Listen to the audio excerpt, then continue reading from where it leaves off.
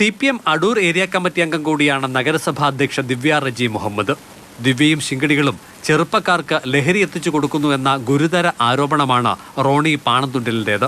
ഇവിടുത്തെ ഏറ്റവും വലിയ മയക്കുമരുന്ന് കേന്ദ്രീകരിച്ച് വിൽക്കുന്ന അടൂർ ടൗണില് ചെറുപ്പക്കാർക്ക് മയക്കുമരുന്ന് എത്തിച്ചു കൊടുക്കുന്നതിന് എല്ലാ സൗകര്യവും ഒരുക്കി കൊടുക്കുന്നത് ചെയർപേഴ്സന്റെ ശിങ്കടിമാരുമാണ്. പെൺകുട്ടികൾ പഠിക്കുന്ന സ്കൂളില് മയക്കുമരുന്നുകാർക്ക് വേണ്ടി ഒരു കട തുറന്നു കൊടുത്ത് നിൽക്കാൻ വേണ്ടി കൂട്ടുനിൽക്കുക. ശബ്ദരേഖ ഗ്രൂപ്പ് വിട്ട് പുറത്തു ചാടി. ഗ്രൂപ്പിലെ പാർട്ടിക്കാർ തന്നെയാണ് പാർട്ടി ശത്രുക്കളായി പ്രവർത്തിച്ചതെന്നാണ് വിവരം.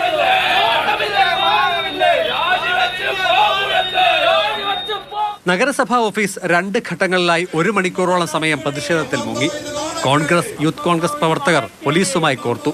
ഈ അടൂർ പ്രദേശം ഒരു ബോംബിന് മുകളിലാണ് നിൽക്കുന്നതെന്ന് യൂത്ത് കോൺഗ്രസ് പറയുകയാണ്. ഇവിടുത്തെ ഗുണ്ടാ സംഘങ്ങൾ നാൾക്ക് നാൾ വർദ്ധിച്ചു വരുന്നു. ലഹരി കേസുകൾ നാൾക്ക് നാൾ വർദ്ധിച്ചു വരുന്നു. ഈ ഒരു സാഹചര്യത്തിൽ യൂത്ത് കോൺഗ്രസിനെ കൈയും കെട്ടി കാതുമടച്ച് വീട്ടിലിരിക്കാൻ കഴിയില്ല. KSRTC ബസ് സ്റ്റാൻഡിന് സമീപം രാപകൽ ഭേദമന്യേ പ്രവർത്തിക്കുന്ന തട്ടുകടയിലെത്തുന്നവരെ ചുറ്റിപ്പറ്റിയാണ് ശബ്ദരേഖ പിറന്നത്. സമീപകാലത്ത് ഇവിടെ എത്തിയ ചിലരിൽ നിന്നും കഞ്ചാവ് പിടിച്ചിരുന്നു. ഇതിനെയാണ് റോണി നഗരസഭാ അധ്യക്ഷയുമായി കൂട്ടിക്കെട്ടിയത്. KSRTC അവിടുന്ന് ഇല്ലത്തുകാവ് ക്ഷേത്രം, കൊന്നമംഗര പ്രദേശങ്ങൾ, സെൻറ് മേരീസ് സ്കൂളിൽ ഇതിലേക്ക് പോകുന്ന വഴി, ആ വഴിയുമായി ബന്ധപ്പെട്ടൊരു ചായക്കട, ആ ചായക്കട 24 hours വർക്ക് ചെയ്യുന്നതാണ്. അവിടെ നിരന്തരമായ ആൾക്കാർ ഒരുപാട് കൂടി നിൽക്കുകയും അവിടെ വെട്ടമില്ല, ക്യാമറയില്ല, അങ്ങനത്തെ കാര്യങ്ങളൊന്നുമില്ല. ഈ പറയുന്ന ചായക്കടക്കെതിരെ ഇന്നലെ ഞാൻ റിട്ടേൺ കംപ്ലയിൻറ്റ് എഴുതി സെക്രട്ടറി കൊടുത്തതാണ്. ഒരു നടപടിയും സ്വീകരിക്കത്തില്ല.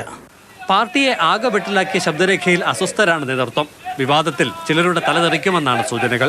സംഘടനാപരമായ ഒരു ശരികേടുകളെയും നമുക്ക് അംഗീകരിക്കാൻ കഴിയില്ല.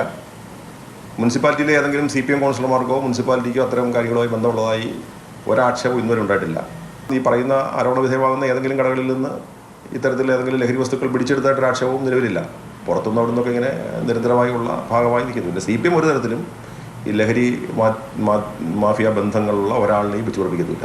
വാർഡ് വികസന വിഷയത്തിൽ നഗരസഭാ അധ്യക്ഷയും കൗൺസിലർ റോണിയും തമ്മിൽ അത്ര രസത്തിലായിരുന്നില്ല. ഇതിൽ തുടങ്ങിയ എതിർപ്പാണ് നഗരസഭയിലെ ഭിന്നത പുറത്തെത്തിച്ചത്. വിഷയത്തെക്കുറിച്ച് നഗരസഭാ അധ്യക്ഷ പ്രതികരിച്ചില്ല.